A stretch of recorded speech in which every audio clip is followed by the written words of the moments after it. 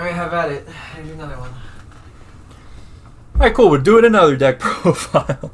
This one, the non-parallel leader. We got Blurple Kaido. This one's really fun. This one I haven't even been able to play in bracket yet, but I had a lot of success with it in the sim, and it kind of has my own little personal twist with a few cards in it. So I wanted to talk about it. So the leader's effect, whenever one of your opponent's characters is KO'd, as long as you have a Dawn attached to your leader during your turn, you're going to ramp active.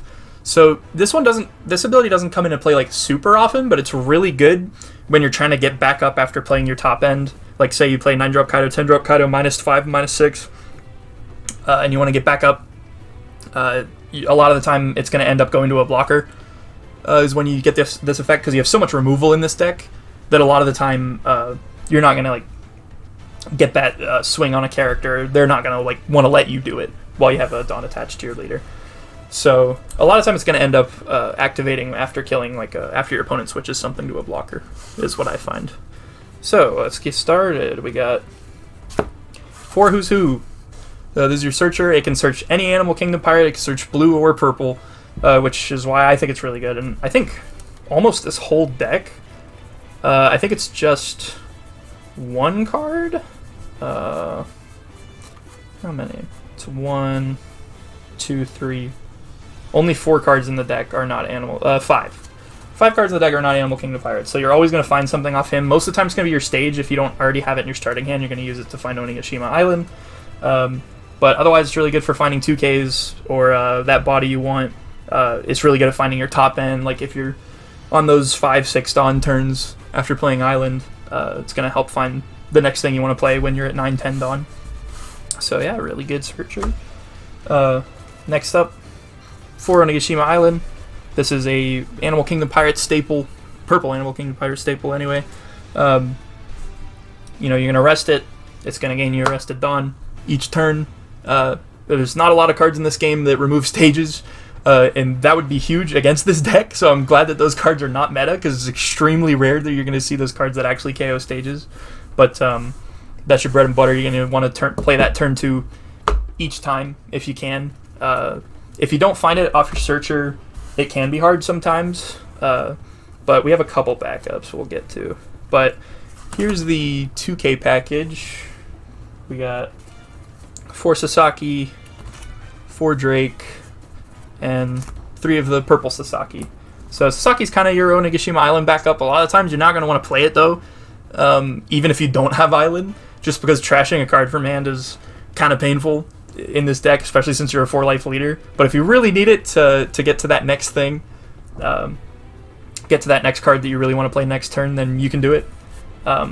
Or turn after, I guess, because it's going to be, can't really ramp with it till you're swinging. But it's going to be him, it's going to be Drake, purple 2K staple, Dawn -1, get your opponent to trash a card. Really good end game. I find myself playing that card like fairly often, especially in the late game.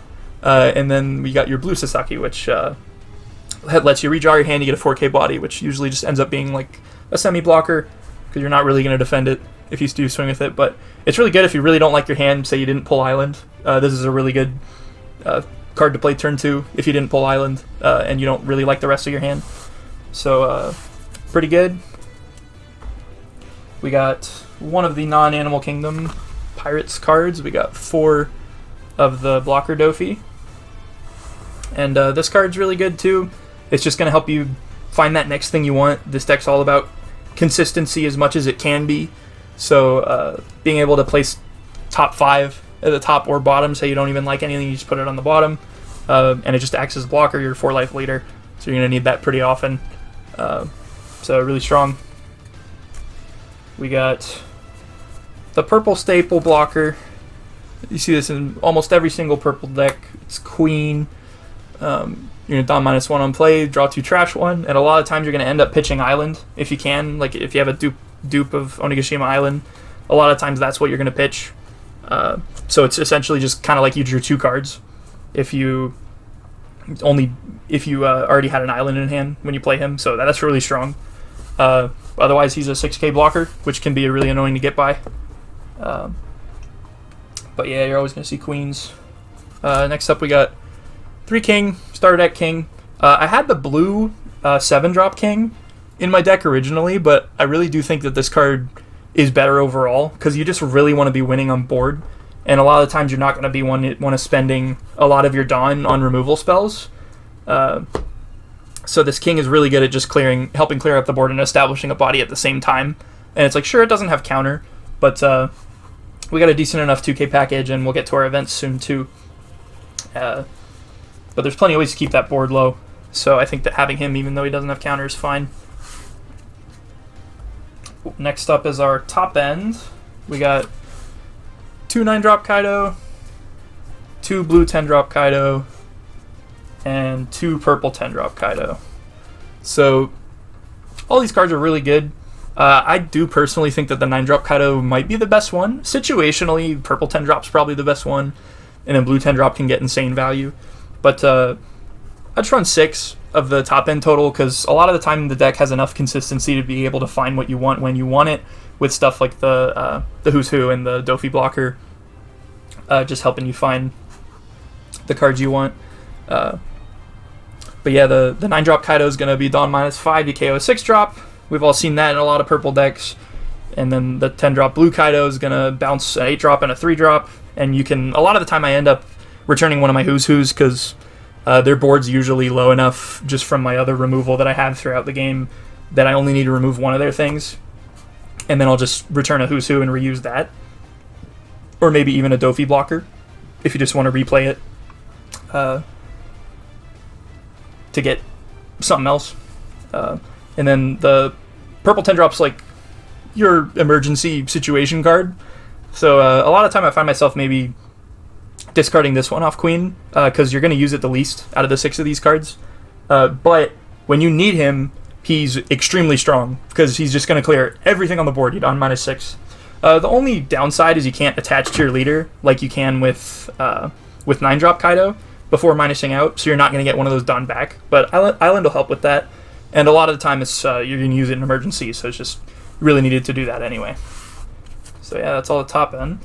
Now on to the events. For kind of mid-level removal, or like the 5-drop removal, I have 2 3000 Worlds, and I have 2 Lion's Threat Imperial Earthbind, which I've seen a couple Blurple Kaidos use, but I really like this card. The trigger's really good for the deck, and then the Dawn -2 doesn't really mean anything to Blurple Kaido, because you're always going to attach to leader first before using this card, and you're going to get 1 back that way, 1 back active, mind you. So it essentially costs 3 if you include the one that you attach to your leader, then it costs 3. And then the other one you're going to get back from Island. So I think it's a pretty strong card in this deck. Not a strong card in general, but it just works really well with this deck. And then we have 2 3000 Worlds just because it was hard to find more after, or to like fit in more after all the defensive events I decided I needed. But I think 2 works really well, because in total you have 4 here if you match it up with the Lion's Threat, because they both remove 5-drops. It's just, if it's a character that can't be KO'd by effects, then you're going to use the 3000 Worlds, otherwise you're going to use this guy. So that's those. We got 3 Red Rock, which is our last removal spell. There's a chance you could run 4, but there are times where this card will brick in hand if they don't have anything major out. But there are also times where you're just going to use it anyway to remove a small blocker to end the game if you don't have the 3000 Worlds or the Lion's Threat in hand. The trigger's really good too. You bottom deck a 4-drop. But yeah, really strong card, obviously. See a lot of blue running it, almost every single blue running it, just to remove any card, bottom deck any card. And then for our defensive events, we got 3 Jet Gatling, 2 Dragon Twister Demolition Breath, and 2 Thunder Bagua. So the Thunder Bagua and the Jet Gatling are going to have the same trigger as the Lion's Threat. So we have a total of 5. Wait, how many do I have? Lion's Threat 2. So 7 that ramp active, which I think is a pretty good amount. But the reason why I don't just run 4 of is because both of these cards are weirdly situational. So the Dragon's Threat, sometimes there's just not a 1-drop to bottom deck, and even if you can bottom deck a 1-drop, a lot of the time it just doesn't really matter that you did. Sometimes it does matter a lot. If you can bottom deck a 1-drop from like Rebecca, then they don't have anything to KO off or Lumbus if they don't have Kyros out yet. Stuff like that can be pretty good. And then the trigger's really strong, bouncing a 6 cost, which is definitely the reason why I kept it in the deck as opposed to just 4 Thunder Bagua. But yeah, the Thunder Bagua is going to be really good after minusing out with your top end, like your 9-drop and your 10-drop purple Kaidos, because they're going to help you get back up to 10 a lot faster, especially if you want to be at 10, because just with Leader's ability in Island, you can get back up to 9 after playing like 9-drop, for instance. But after playing that 10-drop, the Bagua is going to help a lot. And then the Jet Gatling is just really good for when you have no Dawn open, your opponent might not expect you to be able to defend something with 3k, especially if you have like a pretty small hand. So this card's actually pretty strong to use, and we have a lot of cards without counter to trash with its effect. So I think it works out pretty well in this deck.